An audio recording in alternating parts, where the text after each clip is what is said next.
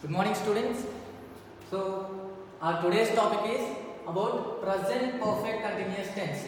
How the present perfect continuous tense is used, it means at which situation we use this tense and what is the structure of present perfect tense as well as how the verb varies in this tense will discuss now. Okay? So, listen, the present perfect continuous tense refers to the actions that started in the past and continues into the present time. Okay, the actions which are started in the past and still they are continuing at this moment in the present time. To form the present perfect continuous tenses, the structure will be like this. See, has or have plus been plus present participle.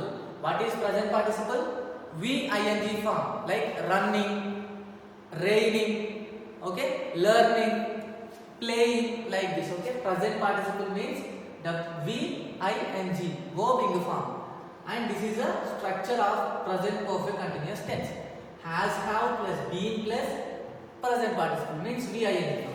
Has been running, have been playing, like this. Okay, see. Let us look at some of the examples. Now, for verbs, there are some rules how the verb varies. Okay, let us discuss now. For verbs ending in a consonant, just add. It means when the verbs have consonant as the last letter. Okay, consonant as the last letter in a basic form, then just add ing to the end of the verb. Like, look at this verb. It has been raining all day. Now, here what is the last letter? N. So, if the verbs ending in a consonant like N and here, see here, one more thing, P and T. Okay, these all are consonant. Just add ing to the end of the verb. So, it has been raining all day. Means rain has started in the past and means rain started in the past and still it is going on. Then we use present perfect continuous tense. It has been raining all day. Next, I have been running for several miles. Means I started running in the past and still I am running. So to indicate these two actions together, we use present perfect continuous tense. I started running in the past and still it is going on. There are two sentences now. So to combine, to tell the two sentences as a combined way, we use present perfect continuous tense. That is, I have been running for several miles. Next, she has been sleeping since noon, means since afternoon. See here, she slept in the past and still she is sleeping. So to indicate these two actions together, we can write it as she has been sleeping since noon. Okay. Next, means this is a starting point of action. Since afternoon means she slept in the afternoon and still she is sleeping. That is why she has been sleeping since noon. Next, they have been waiting for a long time. Means for a long time means it is a duration. Okay, for a duration we use for, and for a particular point of time we use since. That is the difference between for and since. Next, she has been gaining weight recently. Means she started to gain weight in the past and still it is going on. The action is going on. So combiningly we can say she has been gaining weight recently. Okay. Means to indicate or to express this type of situations we use present perfect continuous tense. Okay. For this type of expressions. Next, there are some rules. Let us just look at them now. Let me explain the second one. Present perfect continuous for verbs ending in vowels. Means some of the verbs, if their last letter is an vowel, some verbs require modification. Means not all the verbs, but some verbs require modification. What is that modification? Let us see. Before ing can be added. See here, verbs require modification before ing can be added. What is that modification? Let us see. For example, verb ending in consonant plus C. Consonant plus E. E is a vowel, yes sir. So when the verb has a last letter as a vowel and it comes along with a consonant. K-E. Here consonant plus E.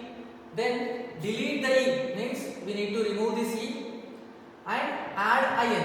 Then it becomes baking. This is a present participle form of this verb. Okay? Baking. In the same way, look at this example. Consonant plus E.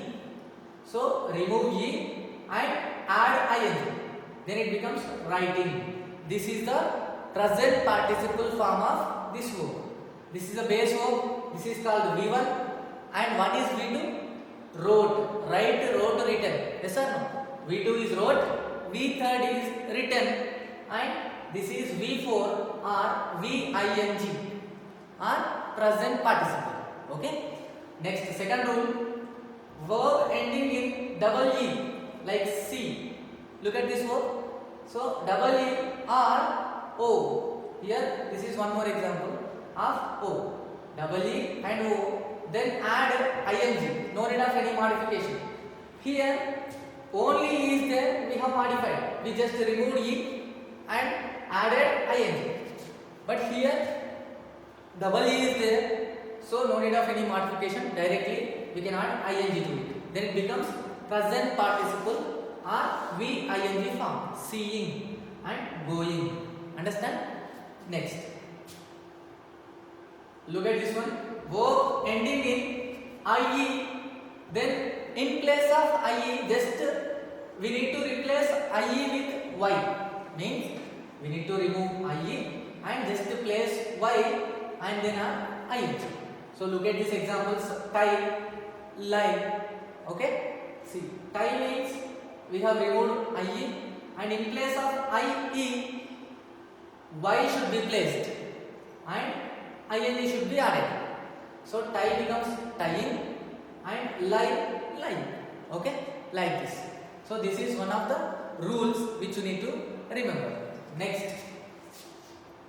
Present perfect continuous for verbs ending in short vowel plus consonant. Some verbs require modification before ing can be added. So what are those rules? Let us see now. See, first one, single syllable. Single syllable means, I already told you, single syllable means single sound. Single sounded verbs. Sit is a single sounded word. Yes sir? Sit. We are just making one sound. Sit. If you look at this word before, B4. There are two sounds. B4. So this is called as two syllable word or double syllable word. Here this is only single syllable, that is single sound. Okay? Sit. Then we need to double the last consonant. What is this one is T. It is the last letter and it is consonant. We need to double it while we are changing into present participle. So here double T, ing, sitting and sharp, shopping. Still no need to remember all these rules, but you just have an idea about how these verbs are changed into present participles. Like run becomes running. Okay, run is a single syllable word. So that is why we need to double the consonant. Okay, and sharp, sharp. It is also single sounded. Sharp. Then it becomes shopping. And if two syllables are there, what is two syllables? Visit. V is one sound. Sit is one sound. Total two sounds.